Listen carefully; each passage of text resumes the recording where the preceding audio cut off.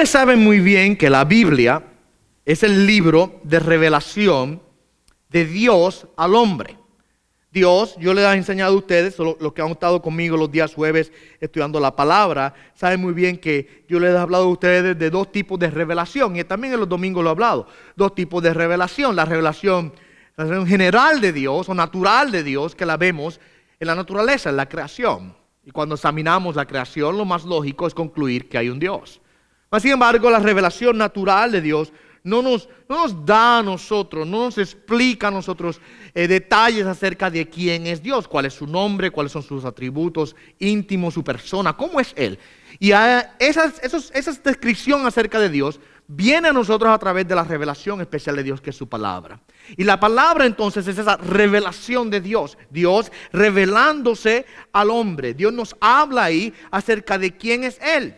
Nos habla en la Biblia acerca de lo que Él hace, de lo que Él ha hecho, de lo que hará, de cuál es su plan para el universo. Dios ya nos ha revelado el inicio y también nos ha revelado el final. Así que para el creyente no hay ninguna pena que valga. Para el creyente no existe ahora la duda, no sé qué pasará, no sé para dónde vamos, y si el mundo se acaba mañana, y si un meteorito cae y nos explota a todos, o si el sol se apaga y nos congelamos. Nada de esos temores existen en el corazón del creyente. ¿Sabe por qué? Porque ya Dios nos reveló lo que Él hizo al principio y lo que hará al final. Nosotros sabemos el fin de la historia.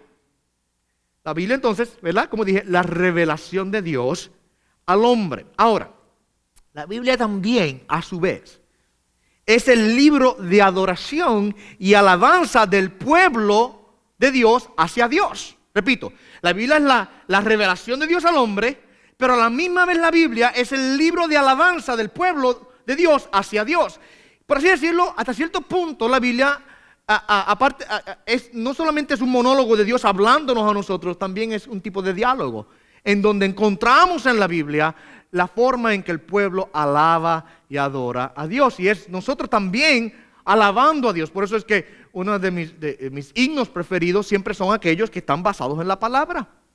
Aquellos que cantan la palabra, que cantan doctrina bíblica. Por eso es que la mayor parte de los himnos que yo cojo para cantar cuando cantamos están basados en doctrina bíblica. Es cantar la palabra, por así decirlo. Nosotros cantamos las doctrinas, cantamos la enseñanza de la palabra. Así que la Biblia es a su vez, como dije, no solo Dios hablándolo al pueblo, es también el pueblo declarando alabanza y adoraciones a Dios.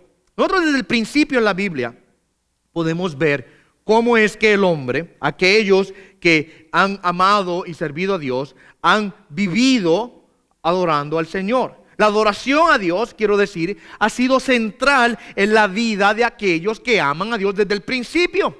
Por ejemplo, usted tiene un Abel, allá en el capítulo número 4 de Génesis, al principio.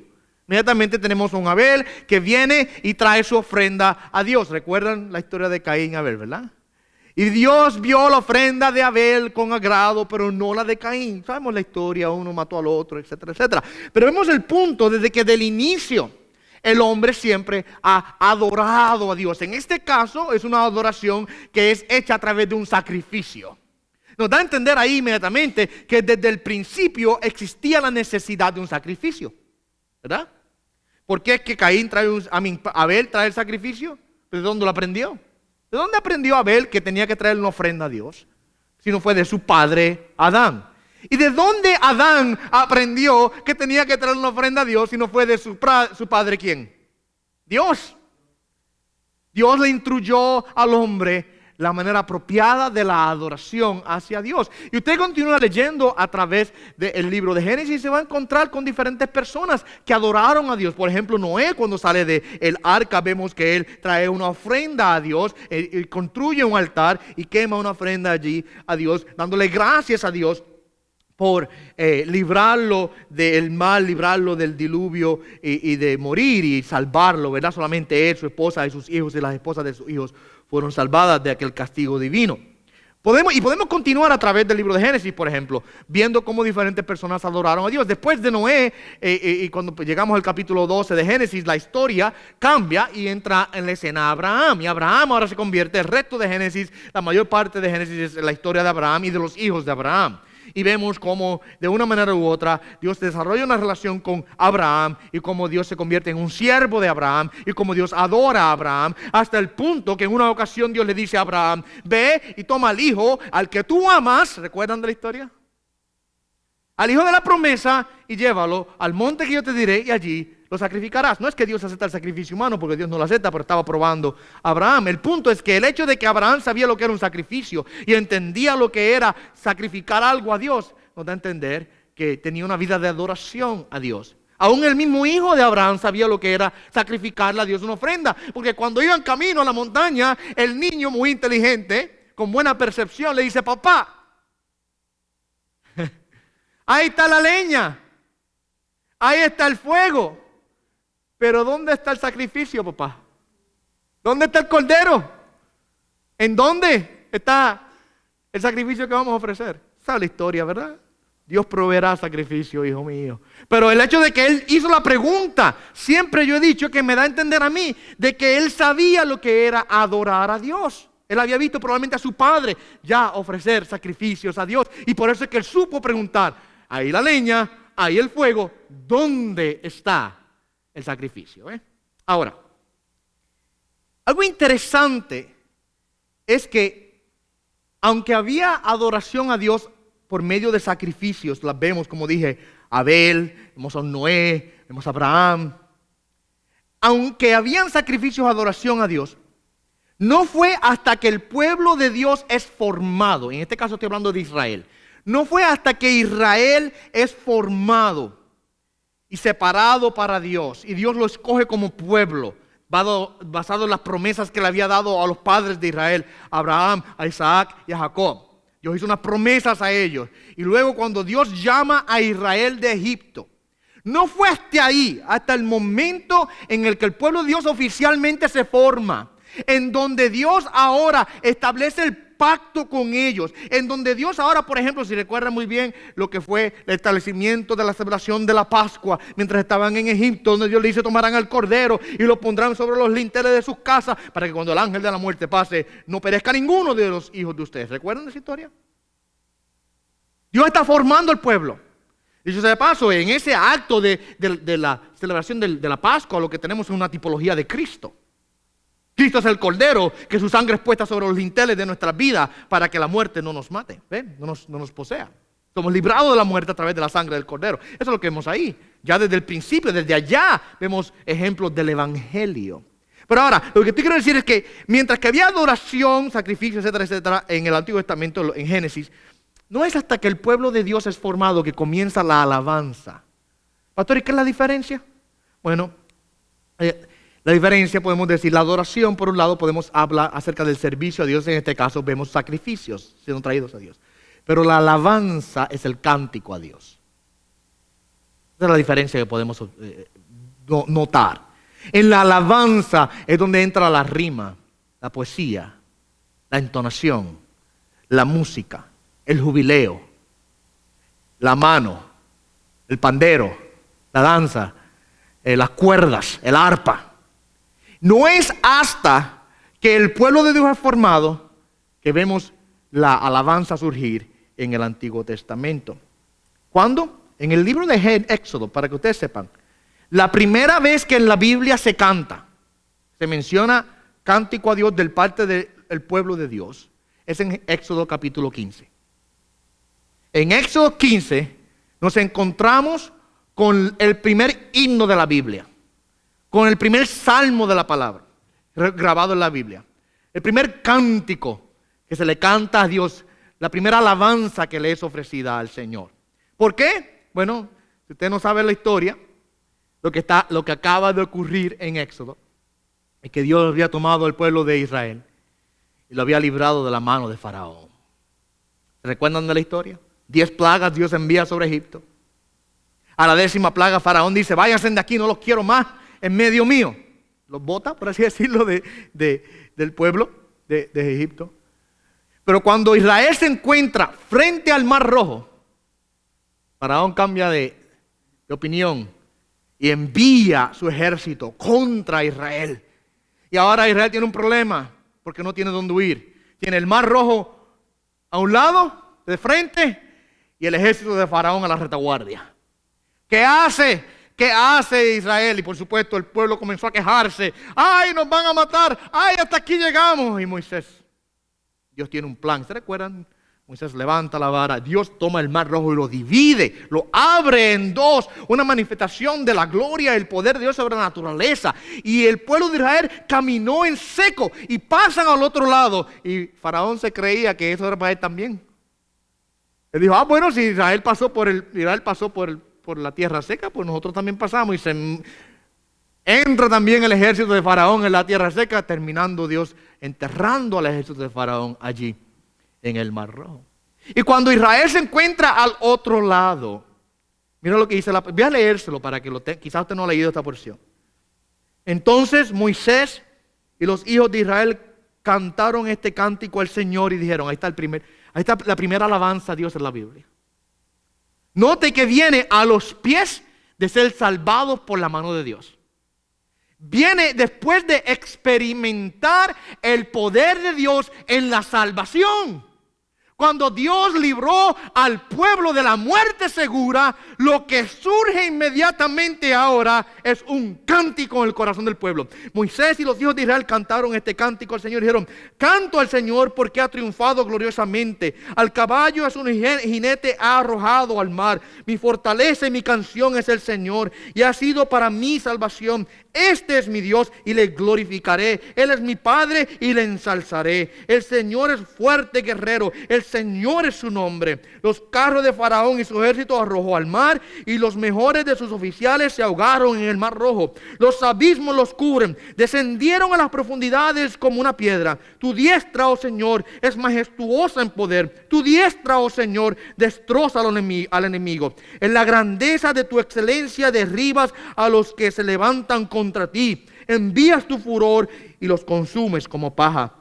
Al soplo de tu aliento se amontonaron las aguas, se juntaron las corrientes como en un montón, se cuajaron los abismos en el corazón del mar.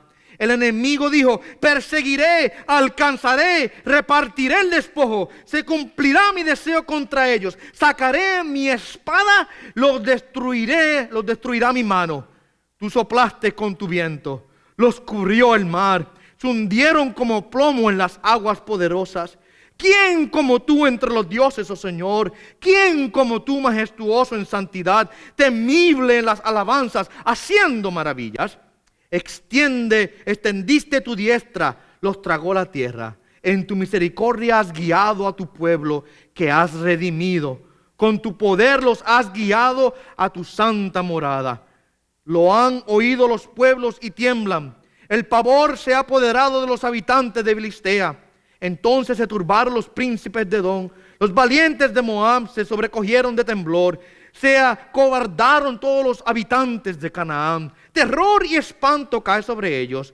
Por la grandeza de tu brazo quedan inmóviles como piedra hasta que tu pueblo pasa, oh Señor, hasta que pasa el pueblo que tú has comprado. Tú los traerás y los plantarás en el monte de tu heredad, el lugar que has hecho para tu morada. Oh Señor, el santuario, oh Señor, que tus manos han establecido. El Señor reinará para siempre. Ese es el primer salmo, es un salmo. ¿Se dieron cuenta, verdad? Que tiene un estilo de salmo. Fue el primer salmo grabado en las páginas de la Escritura por Moisés y los hijos de Israel, justamente después de ser librados de la muerte segura a manos de Faraón. Ahora, no voy a predicarle de eso, esta es la introducción nada más. Quiero ir al Salmo 33. Como ven, el título del sermón es ¿por qué alabar a Dios? Y cuando yo leía este salmo es un llamado a la alabanza. Este salmo es un llamado al cántico, al jubileo, al gozo delante de la presencia del Señor. Es un llamado a que nosotros aprendamos a abrir nuestros corazones y cantemos a Él. Y no solamente un llamado a hacer eso, sino que yo creo cuando leo el Salmo, el salmista nos da aquí, por así decirlo, la lista de las razones, las motivaciones, la respuesta a la pregunta, ¿por qué alabar a Dios? Alabamos a Dios por varias razones y las vamos a ver en esta mañana. Pero podría resumirlo con esta palabra que yo siempre le digo a ustedes. Nosotros alabamos a Dios por quién es Él y por lo que Él ha hecho. Alabamos a Dios por quién es Él, uno, y lo alabamos por lo que Él ha hecho. ¿Okay? Y yo creo que eso resume el sentido de este salmo. Comencemos viendo entonces el llamado a la alabanza. Versos 1 al 3. Voy a ir leyendo y explicando, ustedes saben cómo siempre hago. Cantad de júbilo en el Señor, oh justos. Apropiada es para los rectos la alabanza. Da gracias al Señor con la lira. Cantarle alabanzas con el arpa de 10 cuerdas. Cantarle cántico nuevo. Tañed con arte, con voz de júbilo. Ahí está el llamado al pueblo para que alabe al Señor. Para que adore su nombre con cántico. Mira cómo lo escribe. Con cántico de júbilo. O sea, con un cántico de gozo. El verso número 3 al final. Con voz de júbilo. ¿Sabe qué? Nuestra alabanza a Dios debe estar llena de gozo. No hay nada más triste que ver a cristianos cantándole al Señor como si estuvieran muriéndose. Y no estoy diciendo que tenemos que hacer ruido.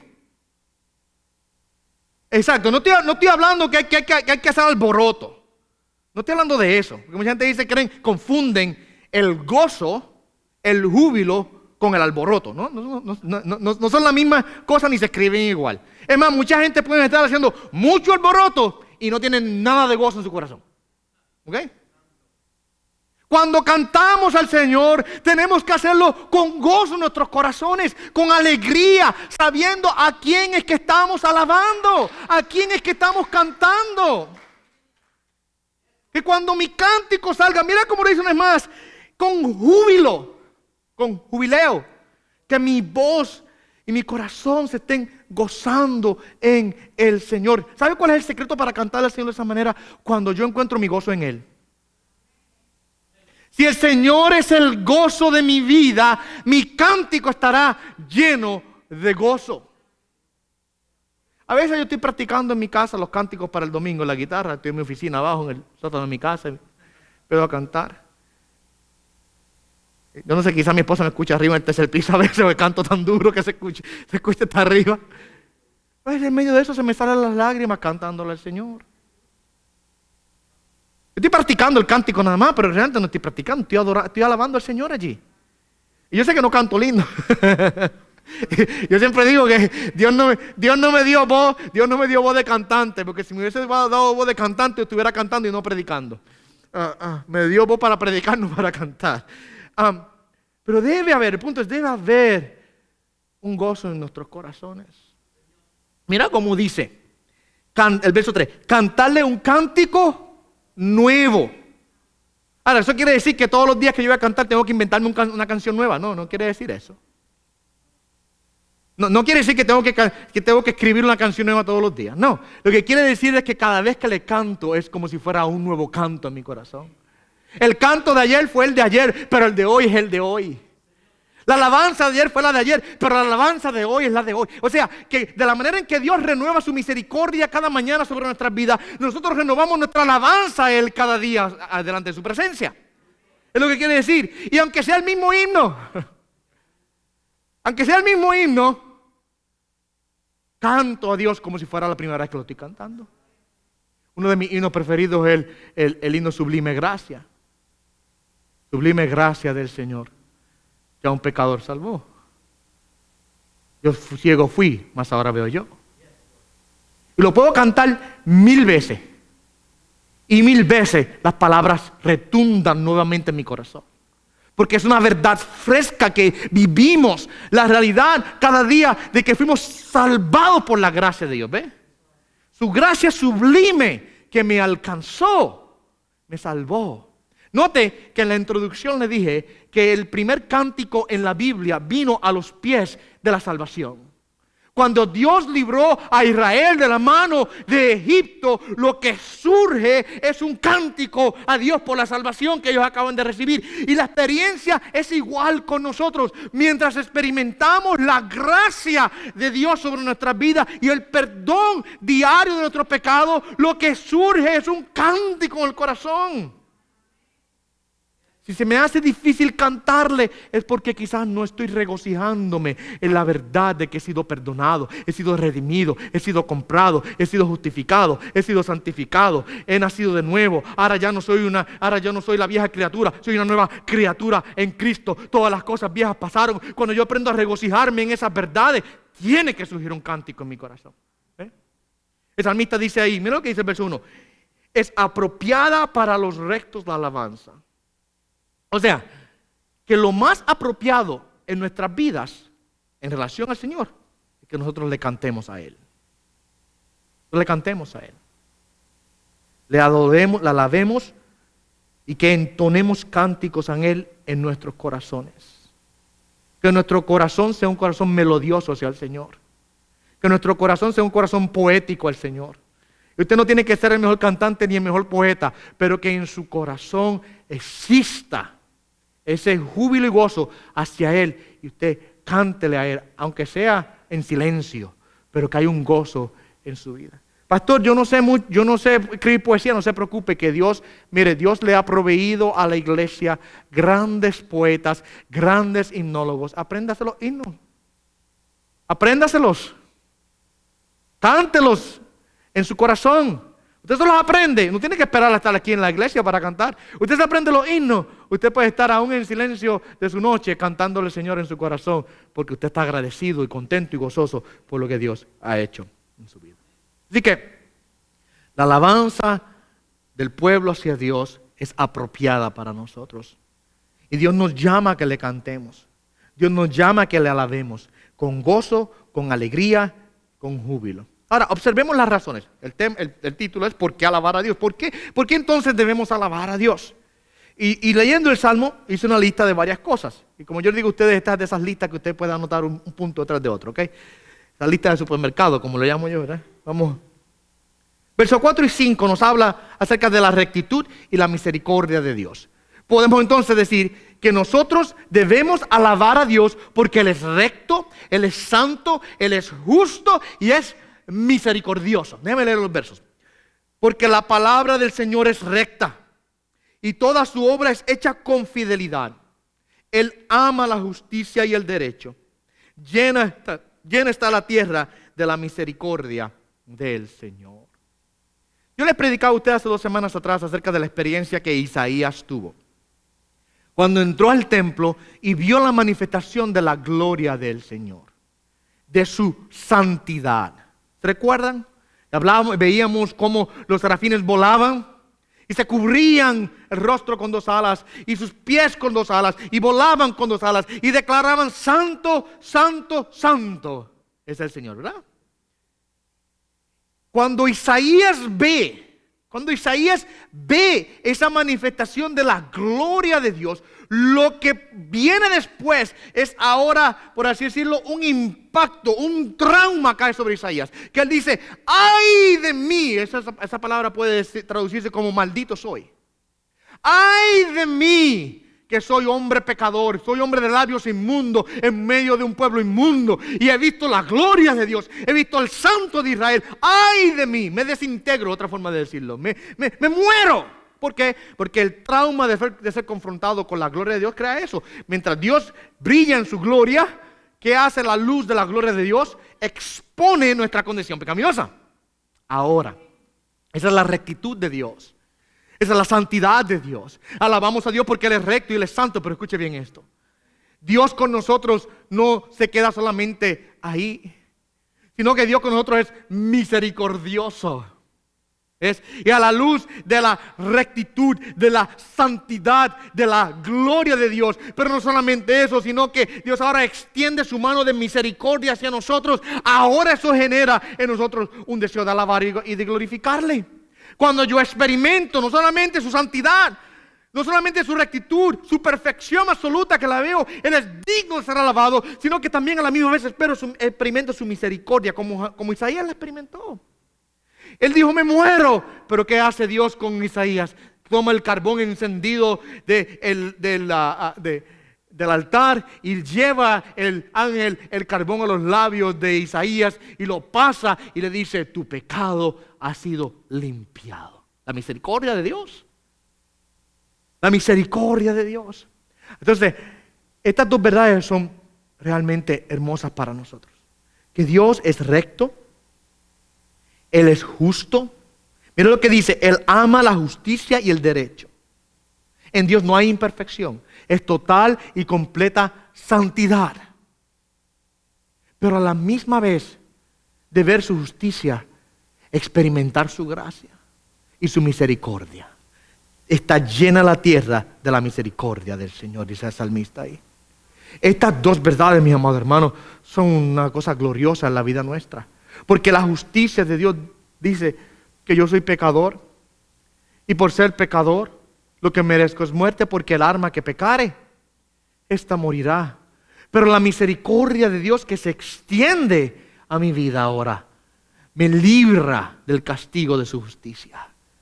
¿Ve? Y eso ahora, mi amado hermano, es una razón para alabar al Señor. Si usted se le hace difícil alabar al Señor, piense en esta verdad.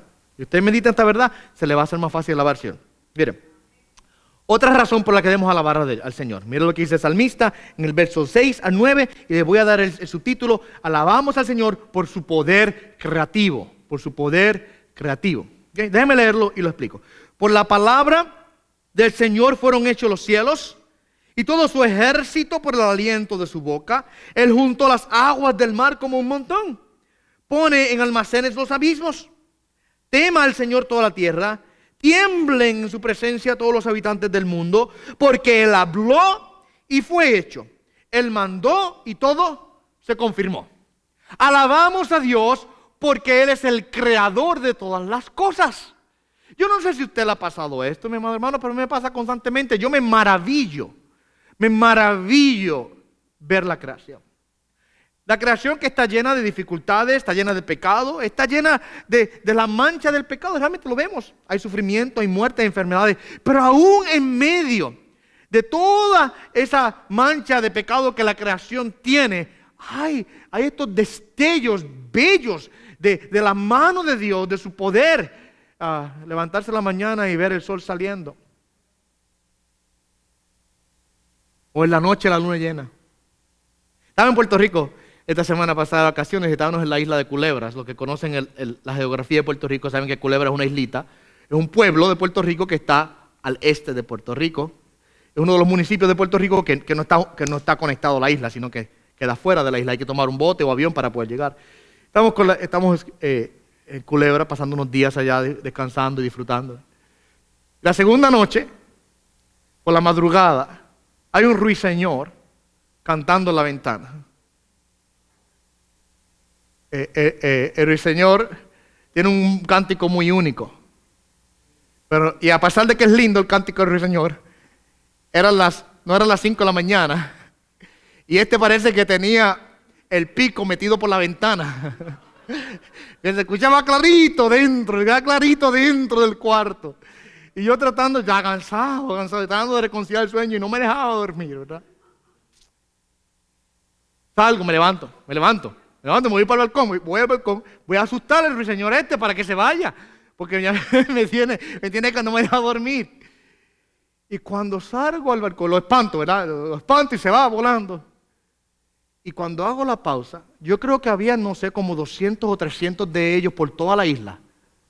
Y se escuchaban por toda la distancia, llena la noche entera. Era de madrugada, estaba oscuro todavía, madrugada. Y se escuchaba todos esos señores cantando uno detrás de otro, toda la distancia. Y lo único que se escuchaba era eso. No se escuchaban los grillos, no se escuchaban los coquí, nada por el estilo. Puros ruiseñores a las 5 de la mañana cantando por toda la isla. Culebra era una isla pequeña y donde estábamos era cerca de la playa. Y yo, hasta donde yo podía, que mis oídos lograban sintonizar, era un cántico de un ruiseñor. No sé el número de ellos, pero me imagino que eran muchísimos de ellos. Porque no podía distinguir unos de otros. Se escuchaban por todos lados.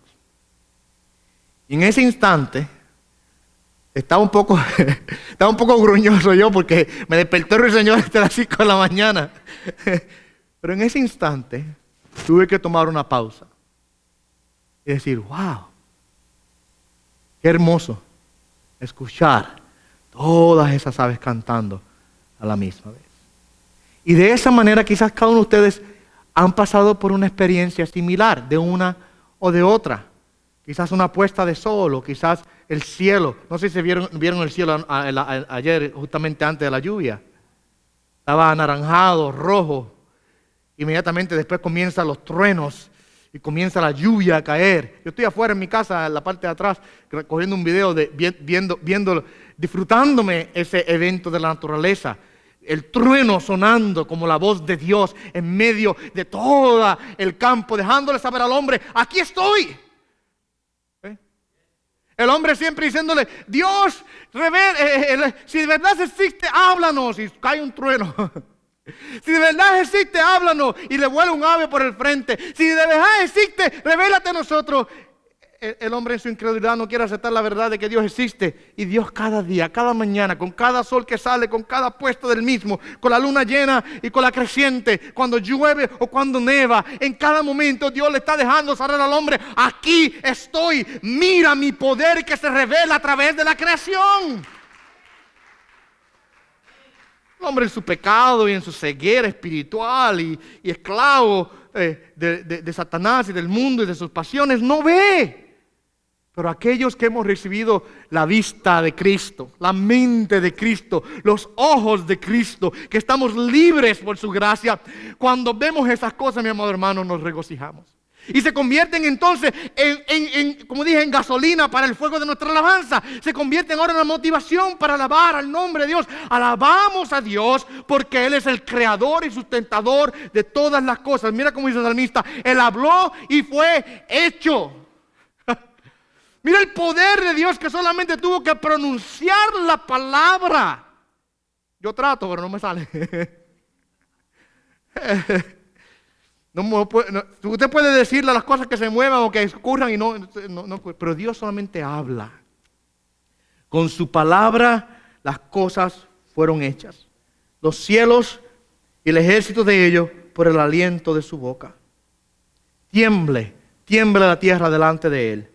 Porque Él habló y fue hecho, Él mandó y todo se confirmó. Era un filósofo, creo que alemán, si no me equivoco, anónimo, que decía que la idea de Dios es terrible, es realmente terrible la idea de Dios, es espantosa, decía él. Decía, porque si Dios existe, nos corresponde saber quién es Él y qué es lo que Él quiere. Porque Él lo hizo todo y Él es el dueño de todo. Pero si Dios no existe, decía él, es aún más espantoso. Porque quiere decir que estamos volando por el universo a la velocidad de una bala y no hay nadie en control. ¿Nota eso? Pero si Dios existe, y Dios existe, Él es el dueño de todo. Nos corresponde saber quién es Él y qué es lo que Él quiere. Porque Él es el Señor de toda la creación. Y nosotros entendiendo eso, ahora nuestros corazones se regocijan. Y de la manera que los ruiseñores le cantan al Señor, de manera que las aves del campo le cantan, los animales de la tierra glorifican a Dios. De la manera que el sol cuando sale le da gloria a Dios. De esa manera nosotros tenemos que aprender también ahora a cantarle a Dios con gozo y con alegría. La creación testifica de su poder. La creación testifica de su grandeza. Los cielos cuentan la gloria de Dios y el firmamento anuncia la obra de sus manos, decía el salmista. Y cuando vemos, mi amado hermano, la realidad del poder creativo de Dios, debe crear en nosotros ahora un deseo de alabar, bendecir su nombre. Gracias, Señor, te doy gloria porque ha sido bueno. Amén. Continuamos. Alabamos a Dios. Estoy contestando la pregunta, ¿por qué alabamos a Dios, verdad? Alabamos a Dios por su rectitud y por su misericordia. Alabamos a Dios por su poder creativo. Alabamos a Dios, número 3, por su plan eterno. Alabamos a Dios por su plan eterno. Mira el verso 10 y 12, de 10 al 12, perdón. El Señor hace nulo el consejo de las naciones, frustra los designios de los pueblos. El consejo del Señor permanece para siempre. Los designios de su corazón de generación en generación. Bienaventurada la nación cuyo Dios es el Señor, el pueblo que Él ha escogido como herencia para sí. La amistad dice aquí, en otras palabras, no hay nada que a Dios se le escapa. A Dios nadie lo coge lo toma por sorpresa. Y no existe absolutamente nada que está fuera del plan de Dios. Desde el principio, Él ha establecido su plan y lo cumple y lo hace como Él quiere. No hay quien contradiga, no hay quien lo rompa, no hay quien tome el plan de Dios y lo arruine. Dios establece su plan. Mira cómo dice, el Señor hace nulo el consejo de las naciones. El mundo trama y hace planes, pero Dios puede tomar cualquier plan del hombre y lo hace nulo en un instante. Y el hecho de que las naciones y los pueblos y los hombres puedan hacer cosas es simple y sencillamente porque Dios lo permite. Dios lo permite. Dios es el que le da permiso. Y Dios es el que hace que obren de acuerdo al plan. Y Dios utiliza los designios y los planes de los hombres para establecer el plan que Dios quiere establecer. Esa es la providencia de Dios, que la vamos a ver en un segundo. Como Dios ya tiene un plan, mi amado hermano, y no hay quien lo rompa. Le dije al principio que la Biblia es la revelación de Dios a nosotros, ¿recuerdan? Y que ella nos da a nosotros a entender qué fue lo que Dios hizo al principio y qué es lo que hará al final. ¿Y cómo es posible que Dios pueda hablarnos a nosotros lo que ocurrirá al final si no ha ocurrido? Pues yo trato de ver lo que voy a hacer mañana, pero nunca sé lo que voy a hacer mañana porque las cosas pasan. Usted puede hacer planes, pero usted no sabe lo que el día de mañana traerá. ¿Verdad? Entonces, ¿cómo puede Dios decirnos ya de antemano lo que va a ocurrir al final si todavía no ha ocurrido? Mucha gente dice, es que Dios puede mirar a través del túnel del tiempo. Dios puede ver mañana, Dios ve de hoy Dios ve mañana y ve lo que va a pasar mañana, y por eso es que hoy Él puede decir lo que va a pasar mañana. Como si yo fuera un psíquico. ¿Saben? Que leer las cartas, leer las palmas a la gente, esa gente que hace esas cosas. Como si Dios, la forma en que Él dice lo que va a ocurrir es porque Él mira hacia el futuro. No, mi amado hermano. Dios no nos dice lo que va a ocurrir mañana, hoy, porque Él mira y ve qué es lo que va a ocurrir, no nos dice. Dios nos dice hoy lo que va a ocurrir mañana, porque lo que va a ocurrir mañana ya Él lo ha establecido y lo ha dicho. Y como Él ha dicho, así ocurrirá. El plan de Dios ya está establecido desde la eternidad y no hay quien lo quebrante y lo rompa. Y la razón por la cual Dios puede de antemano decirnos a nosotros lo que ocurrirá en el fin es porque Él ya ha dicho, así es que va a pasar. Y como Él ha dicho que va a pasar, así pasará. No hay quien frustre el plan de Dios. Verso 11. El consejo del Señor permanece para siempre, los designios de su corazón de generación en generación. Los hombres tramarán, los pueblos harán planes, pero al final al cabo, la palabra y el plan que permanece para siempre es el plan y la palabra de Dios. Así que podemos alabar a Dios por su plan eterno. Dios es un Dios con un plan que lo ha establecido de generación en generación y desde la eternidad pasada. Y eso me lleva, escuche bien esto, eso me lleva, y lo vamos a ver al final, cómo es que Él ahora se convierte en nuestra esperanza. Eso me lleva a tener la esperanza. Eso me lleva a tener descanso. Porque nada le crea más temor en el corazón del hombre que no saber lo que va a pasar. Eso es lo más que le da temor al hombre, lo desconocido.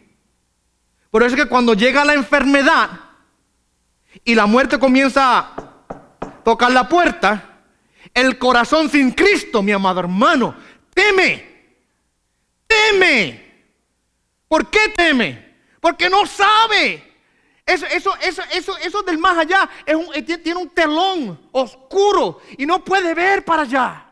Y como no puede ver al otro lado, su corazón se llena de temor, de frustración y de angustia, porque no puede ver más allá. Pero el que tiene a Cristo en su corazón, ya tiene su corazón anclado delante de la presencia de Dios, y de ahí no hay que lo remueva, y llega a la muerte. No hay problema. Tengo a Cristo. La muerte no me vence. En el lecho de la muerte yo puedo suspirar ganancia.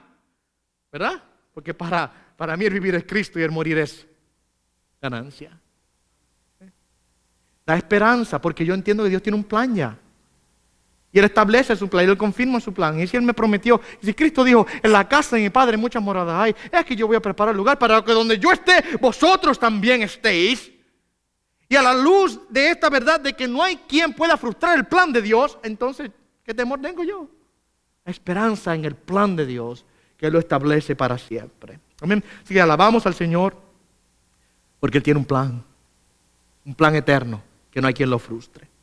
Alabamos el próximo punto. Alabamos al Señor por su providencia que lo gobierna todo. Miren los versos 3 al 19, déjenme leérselos.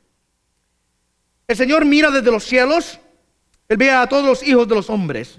Desde el lugar de su morada, Él observa a todos los habitantes de la tierra. Él que modela el corazón de cada uno de ellos, Él que todas las obras de ellos entiende.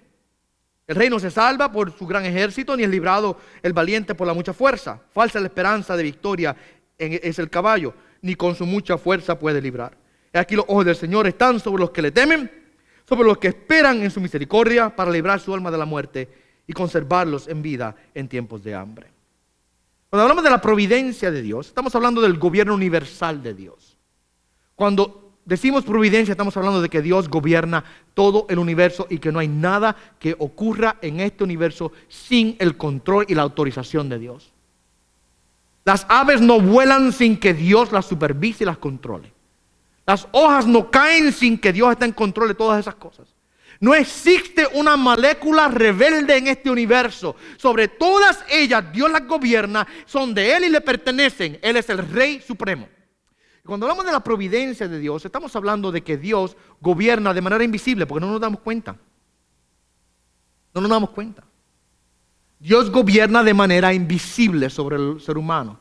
Dios opera a través de dos maneras principales en la creación. Dios ha operado a través de formas milagrosas. El milagro es algo fuera de lo común. Eso no ocurre todo el tiempo. Así que cuidado con el que le prometa milagros a ustedes todos los días. Porque el milagro por naturaleza no es algo que ocurre todos los días. Porque si ocurre todos los días, entonces ya deja de ser milagro. Es algo fuera de lo común. ¿Okay? Dios opera y ha operado a través de formas milagrosas. Ahorita hablábamos, al principio de la introducción, veíamos cómo Dios tomó el mar rojo y lo dividió en dos e hizo que el pueblo de Israel andara en seco por aquel lugar. Dios interviniendo de manera milagrosa. Pero también, y la mayor parte de las veces, Dios opera de manera providencial, de manera invisible, sin que lo veamos, sin que notemos que Él está obrando, tomando los planes y los designios del hombre y doblándolos de acuerdo a la voluntad de Dios, haciendo que el hombre haga lo que Dios quiere que haga. Dicho sea de paso, Faraón es un ejemplo de tal cosa. Como Dios tomó a Faraón y dobló la voluntad de Faraón para que Faraón hiciera lo que Dios quería que hiciera. ¿Okay? Y así a través de la historia Dios ha obrado de manera providencial, tomando a los hombres, supervisando la creación completa. Miren lo que dice aquí. El Señor mira desde los cielos y Él ve a los hijos, a todos los hijos de los hombres. Él allí desde el lugar de su morada, Él observa a todos los habitantes de la tierra. Y miren lo que dice, Él modela el corazón de ellos, Él toma las obras de ellos y las entiende. Dios es el que toma como el río el corazón del rey y lo hace que coja por donde quiera que tome, que vaya. Dios es el que providencialmente controla todo. Nada se escapa del plan de Dios y nada se escapa de su gobierno. Todo está bajo el control divino. Y usted dice, pastor, pero hay cosas que están... Todo está bajo el control divino. Aún lo malo está bajo el control divino. Porque aún lo malo Dios lo usa para el bien. Aún lo que para nosotros diríamos, Dios no puede estar en eso. Ahí sí que Dios no está. Dios toma aún lo peor de este mundo y lo usa para su gloria. Yo recuerdo en una ocasión escuchar a un predicador decirle a la iglesia, fue justamente, si mi memoria no me falla, ¿se recuerdan años atrás? Creo que fue en el 2009, 10, por ahí más o menos creo que fue. Un terremoto catastrófico en el pueblo de Haití. ¿No se acuerdan de eso? Y recuerdo que este predicador le decía a las personas que es imposible, que Dios está detrás de eso. Eso no es de Dios. Y su excusa era la siguiente. Él decía, yo no puedo reconciliar que el mismo Dios hubiese permitido ese terremoto, enviado ese terremoto, y ese mismo Dios ahora tome los corazones de todos estos misioneros para mandarlos allá a ayudar a esa gente que están allá en necesidad en Haití. Qué excusa barata, dicho de paso. Eso crea un problema gravísimo. Gravísimo. Porque entonces tenemos que hacer una dicotomía sobre el control de la tierra. Tenemos que hacer una separación. Y por un lado entonces tenemos al Dios de las cosas malas. Pues el Dios de las cosas malas. La tormenta llega y mató a 2. Pues ese no fue Dios. Porque ese es el Dios de las cosas malas. Entonces tenemos que coger y poner a otro Dios que es el Dios de las cosas buenas. Y lo bueno es del Dios bueno y lo malo es del Dios malo. ¿Así es que dice la Biblia que funciona el universo? ¿Así es que dice la Biblia que funciona la creación? No, sabemos que todo ocurre bajo los designios y el gobierno de Dios. Aunque yo no los pueda comprender, aunque yo no lo pueda entender. El mismo Dios que envía la lluvia para hacer crecer la hierba del campo y el fruto de los árboles es el mismo Dios que manda y envía una tormenta y toma un país entero y lo barre, como pasó con Puerto Rico hace 2 años atrás. ¿Dios está en control de eso? ¿Acaso usted cree que Dios, que los puertorriqueños aquí, ustedes creen que María pasó por Puerto Rico porque a Dios se le olvidó proteger a Puerto Rico? ¡Ay! Dios se le olvidó Puerto Rico esa semana. Parece que Dios cogió descanso, se fue de vacaciones Dios y se le olvidó que Puerto Rico existía y María no quedó remedio y le pasó por encima a Puerto Rico. ¿Usted cree que eso fue así? Dios está en control. Él mira desde el cielo y gobierna y establece su plan. Aunque yo no lo entienda. Aunque yo no comprenda cómo es posible que algo horrible como una destrucción de esta magnitud funcione o pase o por qué. Déjeme explicárselo con este ejemplo. Como dicen que para ejemplo con un botón basta. Yo creo que con este ejemplo es suficiente para explicar cómo Dios utiliza las cosas malas para su gloria. Y el ejemplo es el ejemplo de la cruz de Cristo. Yo para preguntarles a ustedes, ¿cuál es la atrocidad más grande que ha sido hecha en esta tierra? ¿Cuál es el pecado más oscuro, feo, horrible que se ha cometido en esta tierra? La respuesta a esa pregunta es el asesinato, el homicidio del Hijo de Dios. Eso es lo peor. Ese es el peor de todos los pecados. Ese pecado es peor que el de Hitler, que mató a 6 millones de judíos. Peor que el de él. Peor que cualquiera otro homicida, ladrón, que usted puede nombrarme el peor de los criminales. Peor de los criminales. El pecado del homicidio del Hijo de Dios, que lo clavaron en una cruz, que el pueblo de Dios cometió en aquel lugar, es el peor de todos. ¿Sabe por qué es el peor de todo? Porque todas las personas que han muerto, quizás a la mano de un homicida o de un dictador como Hitler, etcétera, etcétera. Todas esas personas somos pecadores. Y a la muerte estamos destinados. ¿O usted cree que unos son más santos que otros y menos merecedores de la muerte? Todos estamos destinados a la muerte. Nuestro rumbo, nuestro camino, el hombre sin Cristo, el hombre natural, todos, por cuanto todos pecados, todos están destituidos de la gloria de Dios. Y no hay ni uno bueno, dice Pablo en Romanos. Así que no hay nadie que pueda librarse de la condenación eterna. Por su propia cuenta, por lo menos sabemos eso. Cristo nos libra, ¿verdad? Pero el punto es que toda persona, usted ponga una lista. Ah, no, pastor, las torres gemelas las explotaron, murieron casi 3,000 personas ese día. ¿Septiembre 11, se recuerdan? Todas las personas que murieron en septiembre 11 eran pecadores como tú y como yo y estaban destinados a la muerte. Ahora, la muerte del Hijo de Dios fue diferente. Porque Él es el único, real y verdaderamente inocente. El que no cometió pecado.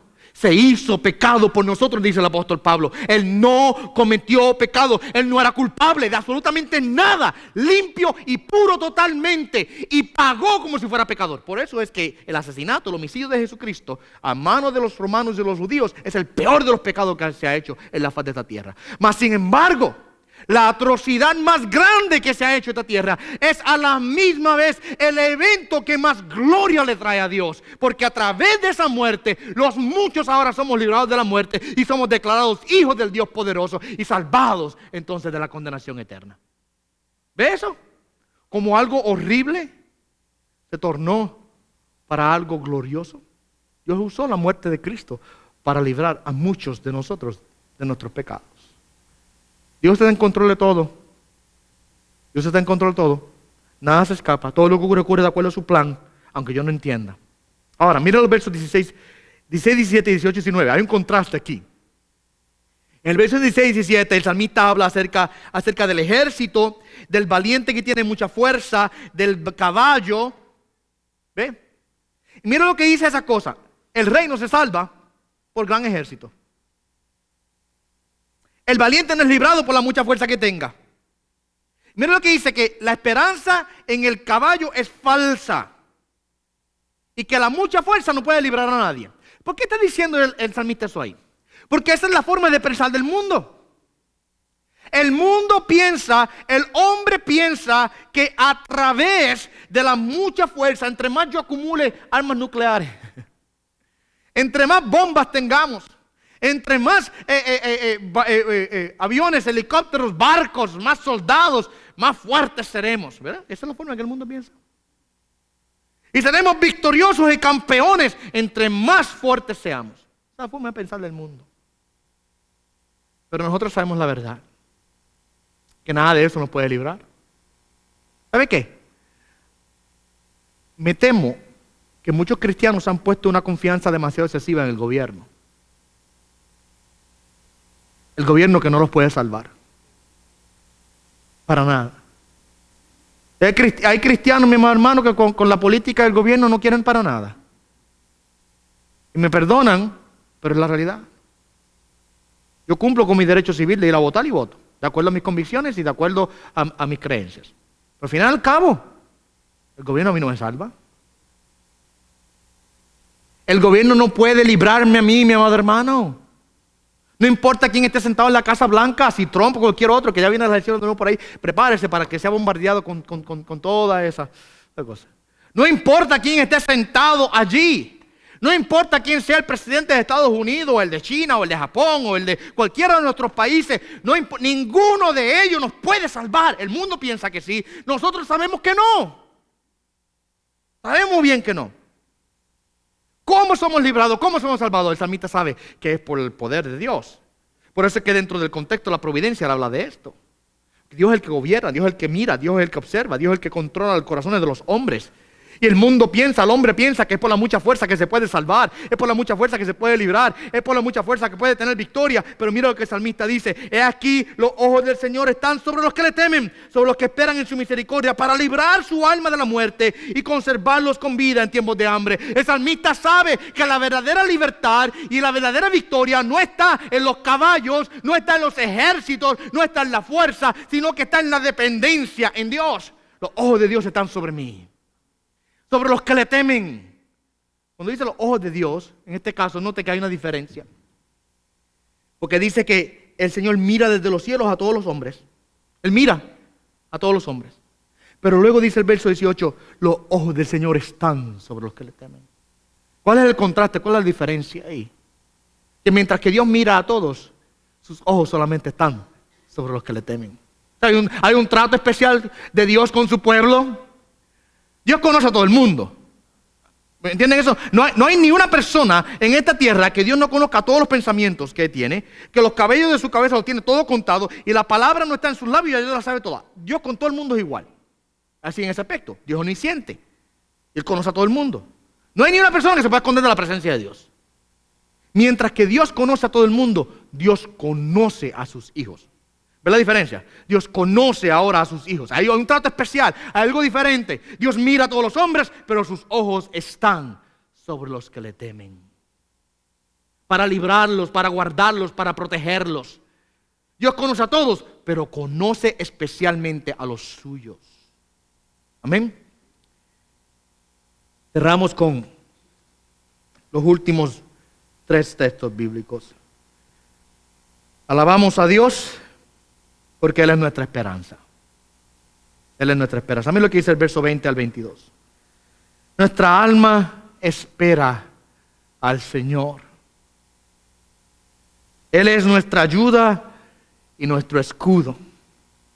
Pues en Él se regocija todo nuestro corazón, porque en su santo nombre hemos confiado.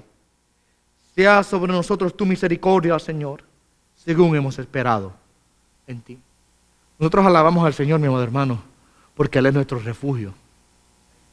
Él es el único lugar a donde podemos venir para sentirnos seguros. Él es castillo fuerte para nuestras almas. Puede el enemigo rugir con rugido fuerte para amenazarnos, pero en el Señor estamos refugiados. Puede el mundo levantarse y perseguirnos y aún nuestras cabezas ser cortadas, pero en el Señor estamos refugiados. Él es nuestra esperanza y el escudo que guarda y protege nuestras almas. Y porque Él es nuestro castillo fuerte y porque Él es nuestro refugio, mi hermano, es una razón grandísima para alabar y bendecir su nombre. ¿Quién más? ¿Quién más sino el Señor nos ha librado y nos guarda? ¿Quién más sino el Señor es el que ahora nos protege? ¿Y sabe qué? Aunque sufra persecución, porque llegará el momento que quizá la sufriremos, puede ser. Aunque sufra desesperanza por condiciones aquí en la vida, aunque pongan precio sobre mi cabeza, aunque mi amado hermano traten de castigarme por mi fe, yo tengo mi esperanza puesta en el Señor. Aunque me quiten todo, si tengo a Cristo no me quitan nada. Porque mi esperanza está en Él. Él es mi escudo, Él es mi refugio, Él es quien me guarda. ¿Ven? Aprendamos entonces a regocijarnos en Él, como dice el verso 21. Él es el que se en Él se regocija nuestro corazón. Si nuestros corazones se regocijan en el Señor, y regreso entonces al principio para cerrar, entonces podremos ofrecerle al Señor un cántico de alabanza, un cántico de júbilo, un cántico lleno de gozo, con cuerda, con arpa, con palmas, con nuestro corazón, entonando melodías al Señor. Si aprendemos a refugiarnos y regocijarnos en el Señor, podemos cantarle a Él un cántico nuevo cada día. Amén. Demos gracias al Señor por su palabra.